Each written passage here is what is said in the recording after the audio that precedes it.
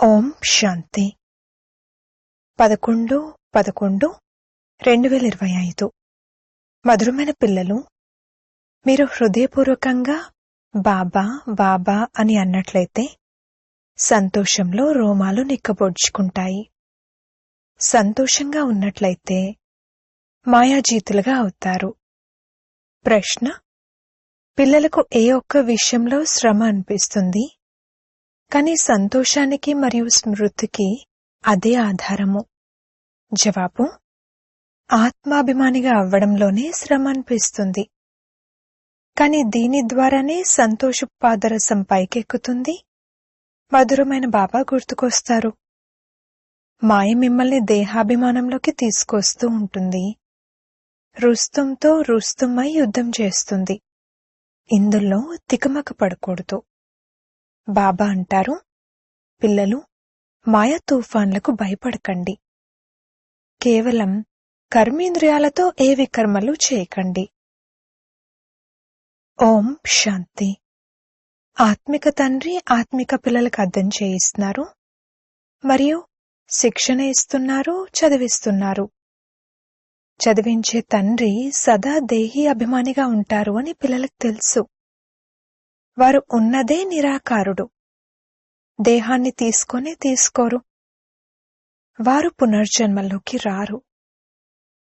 తండ్రి అర్థం చేయిస్తున్నారు, పిల్లలను మీరు నా సమానంగా స్వయాన్ని ఆత్మగా భావించాలి. నేను పరంపితను. పరంపితకు దేహం ఉండదు. వారిని దేహీ అభిమాని అని కూడా అనరు. వారు ఉన్నదే నిరాకారుడు. తండ్రి అంటారు, నాకు నాదంటూ దేహం లేదు. మీకైతే దేహం లభిస్తూ వచ్చింది. ఇప్పుడు నా సమానంగా దేహం నుండి అతీతంగా అయి స్వయాన్ని ఆత్మగా భావించండి. ఒకవేళ విశ్వానికి యజమానులుగా అవ్వాలంటే ఇక వేరే కష్టమైన విషయమేమీ లేదు. తండ్రి అంటారు, దేహాభిమానాన్ని వదిలి నా సమానంగా అవ్వండి. నేను ఆత్మను, నన్ను బాబా చదివిస్తున్నారు అని బుద్ధిలో సదా స్మృతి ఉండాలి. తండ్రి అయితే నిరాకారుడు, కావున మనల్ని ఎలా చదివిస్తారు? అందుకే బాబా ఈ తనువులోకి వచ్చి చదివిస్తారు. గోముఖాన్ని చూపిస్తారు కదా. ఇప్పుడు గోముఖం నుండైతే గంగ వెలువడదు. మాతను కూడా గోమాత అనంటారు. మీరందరూ గోవులు. ఈ బ్రహ్మ గోవు కారు. నోటి ద్వారా జ్ఞానం లభిస్తుంది. తండ్రికి గోవు లేదు కదా. ఎద్దుపైన కూడా స్వారీ చేసినట్లు చూపిస్తారు. వారు శివశంకర్లు ఒక్కరే అని అంటారు. శివశంకర్లు ఒక్కరు కాదని పిల్లలను మీరిప్పుడు అర్థం చేసుకున్నారు. శివుడైతే ఉన్నతోన్నతమైన వారు. ఆ తర్వాత బ్రహ్మ విష్ణు శంకర్లు. బ్రహ్మ సూక్ష్మతనవాసి. పిల్లలైన మీరు విచారసాగర మంతనం చేసి పాయింట్లు తీసి అర్థం చేయించాల్సి ఉంటుంది. అంతేకాక నిర్భయులుగా కూడా అవ్వాలి. పిల్లలైన మీకే సంతోషం ఉంది. మేము ఈశ్వరుని విద్యార్థులము, మమ్మల్ని బాబా చదివిస్తున్నారు అని మీరంటారు. భగవాన్ వాచా కూడా ఉంది, ఓ పిల్లలు, నేను మిమ్మల్ని రాజులకే రాజులుగా తయారు చేసేందుకు చదివిస్తాను. ఎక్కడికి వెళ్ళినా, సెంటర్లకు వెళ్ళినా బాబా మమ్మల్ని చదివిస్తున్నారని బుద్ధిలో ఉంటుంది. ఏదైతే మనమిప్పుడు సెంటర్లలో వింటామో ఆ మురళిని బాబా నడిపిస్తారు. బాబా బాబా అని అంటూ ఉండండి.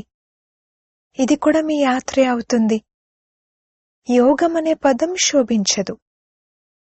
మనుషులు అమర్నాథ్, బద్రీనాథ్ యాత్రలకు కాలినడకన వెళ్తారు. ఇప్పుడు పిల్లలైన మీరైతే మీ ఇంటికి వెళ్ళాలి. ఇప్పుడు ఈ అనంతమైన నాటకం పూర్తవుతుందని మీకు తెలుసు. మనల్ని యోగ్యులుగా తయారు చేసి తీసుకువెళ్లేందుకు బాబా వచ్చారు. మేం పతితులమని మీరు స్వయంగా అంటారు. పతితులు ముక్తిని పొందలేరు. తండ్రి అంటారు, ఓ ఆత్మలు, మీరు పతితంగా అయ్యారు. వారు శరీరాన్ని పతితంగా భావించి గంగలో స్నానాలు చేసేందుకు వెళ్తారు. వారు ఆత్మను నిర్లేపిగా భావిస్తారు. తండ్రి అర్థం చేయిస్తున్నారు, ముఖ్యమైన విషయం ఆత్మకు సంబంధించినది. పాపాత్మ, పుణ్యాత్మ అని అంటారు కూడా. ఈ పదాలను బాగా గుర్తుంచుకోండి. అర్థం చేసుకోవాలి మరియు అర్థం చేయించాలి. మీరే భాషణ మొదలైనవి చేయాలి. తండ్రి అయితే పల్లె పల్లెకు, వీధి వీధికి వెళ్లరు. మీరు ప్రతి ఇంట్లోనూ ఈ చిత్రాలను పెట్టుకోండి. 84 జన్మల చక్రం ఎలా తిరుగుతుంది అనేది మెట్ల వరుస చిత్రంలో కూడా స్పష్టంగా ఉంది. ఇప్పుడు తండ్రి చెప్తున్నారు, సతో ప్రధానంగా అవ్వండి. మీ ఇంటికి వెళ్ళాలి. పవిత్రంగా అవ్వకుండానైతే ఇంటికి వెళ్లరు. ఇదే చింత ఉండాలి. బాబా, మాకు చాలా తుఫాన్లు వస్తున్నాయి, మనసులో చాలా చెడు ఆలోచనలు వస్తున్నాయి, ఇంతకు ముందు ఇలా వచ్చేవి కావు అని చాలామంది పిల్లలు రాస్తూ ఉంటారు. తండ్రి అంటారు, మీరు అలా ఆలోచించకండి. ఇంతకు ముందు మీరేమీ యుద్ధ మైదానంలో లేరు. ఇప్పుడు మీరు తండ్రి స్మృతిలో ఉంటూ మాయపై విజయం పొందాలి. ఇది పదే పదే గుర్తు చేసుకుంటూ ఉండండి. కొంగుముడి వేసుకోండి. మాతలు కొంగుముడి వేసుకుంటారు, పురుషులైతే నోట్బుక్లో రాసుకుంటారు. మీ ఈ బ్యాడ్జ్ మంచి చిహ్నము. మనం రాకుమారులుగా అవుతాము. ఇది నిరుపేదల నుండి రాకుమారులుగా తయారయ్యే గాడ్లీ యూనివర్సిటీ, ఈశ్వరీయ విశ్వవిద్యాలయం. మీరు రాకుమారులుగా ఉండేవారు కదా. శ్రీకృష్ణుడు విశ్వానికి రాకుమారునిగా ఉండేవారు. ఇంగ్లండ్లో రాకుమారుణ్ణి ప్రిన్స్ ఆఫ్ వేల్స్ అని అంటారు. అవి హద్దు విషయాలు. రాధాకృష్ణులైతే చాలా ప్రసిద్ధమైన వారు. వారు స్వర్గంలో రాకుమారిగా ఉండేవారు కదా. అందుకే వారిని అందరూ ప్రేమిస్తారు. శ్రీకృష్ణుణ్ణైతే చాలా ప్రేమిస్తారు. వాస్తవానికి ఇద్దరినీ ప్రేమించాలి. మొదటైతే రాధను ప్రేమించాలి. కాని కొడుకులపై ఎక్కువ ప్రేమ ఉంటుంది, ఎందుకంటే వారు వారసులుగా అవుతారు. స్త్రీకి తన పతి పట్ల ప్రేమ ఉంటుంది. వీరుని గురువు, ఈశ్వరుడు అని పతి కోసమే అంటారు. స్త్రీ కోసం అలా చెప్పరు. సత్యుగంలోనైతే మాతలకు మహిమ ఉంటుంది. మొదట లక్ష్మి, ఆ తర్వాత నారాయణుడు. అంబను ఎంత గౌరవిస్తారు. వారు బ్రహ్మకు పుత్రిక. బ్రహ్మకు అంత మహిమ లేదు. బ్రహ్మ మందిరం అజ్మేర్లో ఉంది. అక్కడ మేళాలు మొదలైనవి జరుగుతాయి. అంబ మందిరాల్లో కూడా మేళాలు జరుగుతాయి. వాస్తవానికి ఈ మేళాలన్నీ మైలపరచడం కోసమే ఉన్నాయి. మీ ఈ మేళ స్వచ్ఛంగా తయారయ్యేందుకుంది. స్వచ్ఛంగా తయారయ్యేందుకు మీరు స్వచ్ఛమైన తండ్రిని స్మృతి చేయాలి. నీటి ద్వారా పాపాలేవి అంతమవ్వవు. గీతలో కూడా భగవాను వాచ మన్మనా భవాని ఉంది. మొదట్లో మరియు చివర్లో ఈ పదం ఉంది. మొట్టమొదట మనమే భక్తిని ప్రారంభించామని పిల్లలైన మీకు తెలుసు. మొదట సతోప్రధాన భక్తి ఉంటుంది. ఆ తర్వాత సతో, రజో, తమో భక్తి అవుతుంది. ఇప్పుడు చూడండి, మట్టి, రాళ్లు మొదలైన వాటన్నిటికీ భక్తి చేస్తున్నారు. ఇదంతా అంధవిశ్వాసము. ఈ సమయంలో మీరు సంగమంలో కూర్చున్నారు. ఇది తలకిందులుగా ఉన్న వృక్షం కదా. పైన బీజం ఉన్నారు. తండ్రి అంటారు, ఈ మనుష్య సృష్టికి బీజము, రచయిత నేనే. ఇప్పుడు కొత్త ప్రపంచాన్ని స్థాపన చేస్తున్నారు. అంటు కడతారు కదా. వృక్షంలోని పాత ఆకులు రాలిపోతాయి, కొత్త కొత్త ఆకులు వస్తూ ఉంటాయి. ఇప్పుడు తండ్రి దేవీదేవతా ధర్మాన్ని స్థాపన చేస్తున్నారు. మిక్స్ అయిపోయిన ఆకులు చాలా ఉన్నాయి. స్వయాన్ని హిందువులుగా చెప్పుకుంటారు. వాస్తవానికి హిందువులు అంటే ఆది సనాతన దేవీదేవతా ధర్మానికి చెందినవారు. వాస్తవానికి హిందూస్థాన్ పేరు భారత్. అక్కడ దేవతలు నివసించేవారు. ఇంకే దేశం పేరు మారదు, దీని పేరును మార్చేశారు. హిందూస్థాన్ అని అనేస్తారు. బౌద్ధులు మాది జపానీయ లేక చైనీయ ధర్మం అని అనరు. వారు తమ ధర్మాన్ని బౌద్ధ ధర్మమని అంటారు. మీలో ఎవ్వరూ కూడా తమను తాము ఆది సనాతన దేవీదేవతా ధర్మానికి చెందినవారమని చెప్పుకోరు. ఒకవేళ ఎవరైనా అన్నా కూడా ఆ ధర్మాన్ని ఎప్పుడు మరియు ఎవరు స్థాపన చేశారు అని అడగండి. వారేమీ చెప్పలేకపోతారు. కల్పం ఆయుష్ను కూడా చాలా ఎక్కువగా చేసేశారు. దీనినే అజ్ఞాన అంధకారమని అంటారు. ఒకటేమో తమ ధర్మం గురించి తెలియదు, రెండవది లక్ష్మీనారాయణల రాజ్యాన్ని చాలా దూరంగా తీసుకువెళ్లిపోయారు. అందుకే ఘోర అంధకారమని అంటారు. జ్ఞానం మరియు అజ్ఞానంలో ఎంత తేడా ఉంది. జ్ఞానసాగరుడు ఒక్క శివబాబా మాత్రమే. ఆ సాగరం నుండి ఒక లోట అంత ఇస్తున్నట్లు. ఒకవేళ ఎవరికైనా శివబాబాను స్మృతి చేసినట్లయితే వికర్మలు వినాశనమవుతాయని కేవలం ఇది మాత్రమే వినిపిస్తే ఇది దోసిలి అంత నీరు మాత్రమే అందించినట్లు కదా. కొందరు స్నానం చేస్తారు, కొందరు కుండ నింపుకుని తీసుకువెళ్తారు, కొందరు చిన్న చిన్న లోటాలతో తీసుకువెళ్తారు.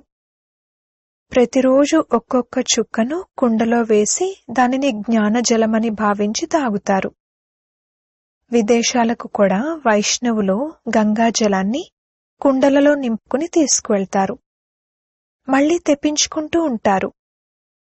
ఇప్పుడు ఈ నీరంతా పర్వతాల నుండే వస్తుంది, పైనుండి కూడా నీరు కురుస్తుంది. ఈ రోజుల్లో చూడండి, భవనాలు కూడా ఎంత ఎత్తుగా 100 అంతస్తుల వరకు తయారు చేస్తున్నారు. సత్యుగంలో ఇలా ఉండదు. అక్కడ మీకు ఎంత భూమి లభిస్తుందో ఇక్కడ అడక్కండి. ఇక్కడ నివసించేందుకు కూడా సరిపడా భూమి లేదు. అందుకే ఇన్ని అంతస్తులు నిర్మిస్తున్నారు. అక్కడైతే ధాన్యం కూడా లెక్కలేనంత పండుతుంది. అమెరికాలో ధాన్యం ఎక్కువగా ఉంటే కాల్చేస్తారు. ఇది మృత్యులోకము, అది అమరలోకము. అర్ధకల్పం మీరక్కడ సుఖంలో ఉంటారు. కాలుడు లోపలికి దూరలేడు. దీనిపై ఒక కథ కూడా ఉంది. ఇది అనంతమైన విషయము. అనంతమైన విషయాల నుండి మళ్లీ హద్దు కథలను కూర్చుని తయారు చేశారు. గ్రంథ్ మొదట ఎంత చిన్నదిగా ఉండేది, ఇప్పుడు దాన్ని ఎంత పెద్దగా తయారు చేశారు. శివబాబా ఎంత చిన్నగా ఉంటారు, వారి ప్రతిమను కూడా ఎంత పెద్దదిగా తయారు చేశారు. బుద్ధుడి చిత్రాన్ని, పాండవుల చిత్రాలను పెద్ద పెద్దవిగా పొడవుగా తయారు చేశారు. ఆ విధంగా ఎవ్వరూ ఉండరు. పిల్లలను మీరు ఈ లక్ష్యం ఉద్దేశం యొక్క చిత్రాన్ని ప్రతి ఇంట్లోనూ పెట్టుకోవాలి. మనం చదువుకుని ఇలా తయారవుతున్నాము, కావున ఏడవకూడదు. ఎవరైతే ఏడుస్తారో వారు పోగొట్టుకుంటారు, దేహాభిమానంలోకి వచ్చేస్తారు. పిల్లలైన మీరు ఆత్మాభిమానులుగా అవ్వాలి. ఇందులోనే శ్రమ అనిపిస్తుంది. ఆత్మాభిమానులుగా అవ్వడం ద్వారానే సంతోషం యొక్క పాదరసం పైకెక్కుతుంది. మధురమైన బాబా గుర్తుకొస్తారు. బాబా నుండి మనం స్వర్గవారసత్వాన్ని తీసుకుంటున్నాము. బాబా మనల్ని ఈ భాగ్యశాలి రథంలోకి వచ్చి చదివిస్తున్నారు. రాత్రింబవళ్ళు బాబా బాబా అని స్మృతి చేస్తూ ఉండండి. మీరు అర్ధకల్పం యొక్క ప్రేయసులు. భక్తులు భగవంతుణ్ణి స్మృతి చేస్తారు. భక్తులు అనేక మంది ఉన్నారు. జ్ఞానంలో అందరూ ఒక్క తండ్రిని స్మృతి చేస్తారు. వారే అందరికీ తండ్రి. జ్ఞానసాగరుడైన తండ్రి మనల్ని చదివిస్తున్నారు. పిల్లలైన మీకైతే రోమాలు నిక్కబొడ్చుకోవాలి. మాయా తుఫాన్లైతే తప్పకుండా వస్తాయి. బాబా అంటారు, అందరికన్నా ఎక్కువ తుఫాన్లైతే నాకు వస్తాయి. ఎందుకంటే అందరికన్నా ముందు నేనున్నాను. నా వద్దకు వస్తాయి. కావుననే పిల్లల వద్దకు ఎన్నో వస్తూ ఉండొచ్చు అనేది అర్థం చేసుకుంటాను. పిల్లలు తికమక పడుతూ ఉండొచ్చు. అనేక రకాల తుఫాన్లు వస్తూ ఉంటాయి. అజ్ఞాన కాలంలో కూడా ఎప్పుడూ రానటువంటి తుఫాన్లు కూడా వస్తాయి. ముందు నా వద్దకే అవి రావాలి, లేదంటే నేను పిల్లలకెలా అర్థం చేయిస్తాను? వీరు ఫ్రంట్లో ఉన్నారు. వీరు రుస్తుం కనుక మాయ కూడా రుస్తుంతో రుస్తుమై యుద్ధం చేస్తుంది. మల్ల యుద్ధంలో అందరూ ఒకేలా ఉండరు. ఫస్ట్, సెకండ్, థర్డ్ గ్రేడ్లు ఉంటాయి. బాబా వద్దకు అందరికన్నా ఎక్కువ తుఫాన్లు వస్తాయి. అందుకే బాబా అంటారు, ఈ తుఫాన్లకు భయపడకండి. కేవలం కర్మేంద్రియాలతో ఎటువంటి వికర్మలు చేయకండి. కొంతమంది ఏమంటారంటే, జ్ఞానంలోకి వచ్చిన తర్వాతే ఎందుకిలా జరుగుతుంది? దీనికన్నా జ్ఞానం తీసుకోకపోతేనే బావుండేది. ఇటువంటి సంకల్పాలు వచ్చేవి కావు. అరే, ఇది యుద్ధం కదా. పత్ని ఎదురుగా ఉన్నా కూడా పవిత్రమైన దృష్టి ఉండాలి. మేము శివబాబా పిల్లలము, పరస్పరం సోదరులమని భావించాలి. ఆ తర్వాత ప్రజాపిత బ్రహ్మకు సంతానంగా అవ్వడంతో సోదరీ సోదరులుగా అయ్యాము. ఇక వికారాలు ఎక్కడి నుండి వస్తాయి? బ్రాహ్మణులు ఉన్నతమైన పిలక వంటివారు. వారే తర్వాత దేవతలుగా అవుతారు. కనుక మనం పరస్పరం సోదరీ సోదరులము. మనం ఒక్క తండ్రి పిల్లలము, కుమార కుమారీలము. ఒకవేళ ఇద్దరూ కుమార కుమారీలుగా ఉండకపోతే ఇక గొడవలవుతాయి. అబలలపై అత్యాచారాలు జరుగుతాయి. నా పత్ని పూతన వలె ఉందని పురుషులు కూడా రాస్తారు. ఇందులో చాలా శ్రమ ఉంది. యవ్వనంలో ఉన్నవారికైతే చాలా శ్రమ కలుగుతుంది. మరియు ఎవరైతే గంధర్వ వివాహం చేసుకుని కలిసి ఉంటారో వారిదైతే అద్భుతము. వారికి చాలా ఉన్నతమైన పదవి లభిస్తుంది. కాని అటువంటి అవస్థను ధారణ చేసి జ్ఞానంలో చురుగ్గా అయినప్పుడు లభిస్తుంది. అచ్చా, మధురాతి మధురమైన సిక్కిలదే పిల్లలకు మాతాపిత బాప్దాదాల ప్రియ స్మృతులు మరియు గుడ్ మార్నింగ్. ఆత్మిక పిల్లలకు ఆత్మిక తండ్రి నమస్తే. ధారణ కొరకు ముఖ్య సారము. మొదటి పాయింట్, మాయా తుఫాన్లకు భయపడకూడదు మరియు తికమక పడకూడదు. కేవలం కర్మేంద్రియాలతో ఏ వికర్మలు జరగకుండా అటెన్షన్ ఉంచాలి. జ్ఞానసాగరుడైన బాబా మమ్మల్ని చదివిస్తున్నారు, ఈ సంతోషంలో ఉండాలి. రెండవ పాయింట్, సతో ప్రధానంగా అయ్యేందుకు ఆత్మాభిమానులుగా అయ్యే శ్రమ చేయాలి. జ్ఞానాన్ని విచారసాగర మంథనం చేయాలి. స్మృతి యాత్రలో ఉండాలి. వరదానము, శుభ చింతన ద్వారా జ్ఞానసాగరునిలో ఇమిడిపోయే అతీంద్రియ సుఖం యొక్క అనుభవీ భవ. ఏ విధంగా సాగరంలో ఉండే జీవజంతువులు సాగరం లోపల ఉంటాయి, అంతేకాని బయటకు రావాలని కోరుకోవు. చేప కూడా నీటి లోపల ఉంటుంది. సాగరం లేక నీరే దానికి ప్రపంచం.